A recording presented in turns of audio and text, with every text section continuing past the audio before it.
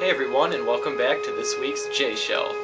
So this time around we're going to be looking at one of my favorite games from the Sega Dreamcast, and that would be the revolutionary Phantasy Star Online. First released back in the year 2000, this was a huge success for Sega and a revitalization of the original series.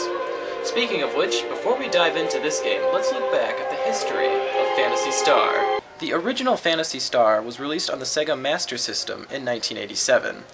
And with a deep sci-fi storyline for its time, some impressive 3D first-person dungeon sequences, and really colorful graphics, this pushed the hardware as far as it could go, and it proved to be an instant success. The series then jumped to the Sega Genesis, or Mega Drive, and it was followed by 3 sequels. The 4th game in the series, Phantasy Star 4, is seen as one of the best games on the Genesis. With the release of the Sega Dreamcast, Sega finally saw fit to take the Phantasy Star series out of hibernation and update it for a new generation. What resulted was Phantasy Star Online.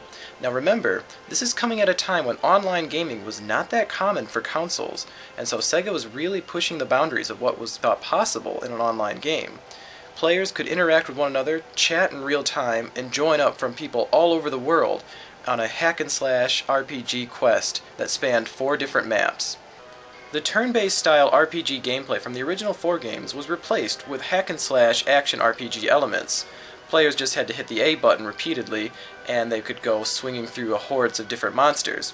So, while this alienated some players of the original series, it did bring this game into a new audience, and it was much more accessible for the online portion of the game. There are unofficial fan servers online, so people that still want to experience Phantasy Star Online on the Dreamcast, or its other versions on the Xbox or GameCube, can still find a way to hook up the game and play online. The story of Phantasy Star Online did not take place in the universe of the original 4 games, although there are countless characters, items, and locations that seem similar. Phantasy Star Online was later upgraded on the Dreamcast in version 2.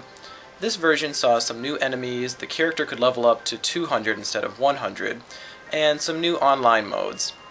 The game was later ported to the GameCube and Xbox, and these ones included an amazing split-screen, offline multiplayer mode, as well as 4 new maps, so it greatly increased the replay value. In addition to the 3rd Phantasy Star Online title, which was a card-based fighter on the GameCube, a 4th was also released on the PC, known as Blue Burst, which included even more new levels and enemies. The version of Phantasy Star that I'm playing here is version 2 on the Dreamcast, and it's so relaxing to just come home from work, pick up the controller, and just hack and slash my way through so many different monsters.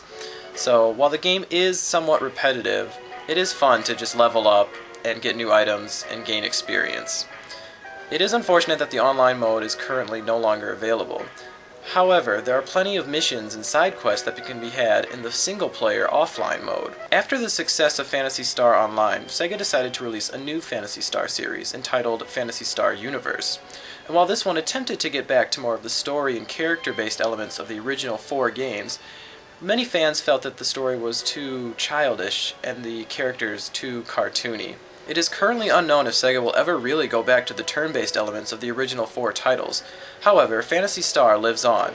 New versions have been released on the DS and PSP, and there are countless ways to play the original games on different ports and collections available on the PS2 and other systems. For me, I still enjoy playing the Dreamcast original. It's a relaxing game, it's so much fun to play, and I really recommend you try searching it out. So, that's my recommendation for this week. I really love the Phantasy Star Online series. I love the original series as well, but for what it's worth, I think they're 2 great franchises existing in the same universe. So, I hope you enjoyed this week's J-Shelf, and we'll be back next week with another review. See you next time.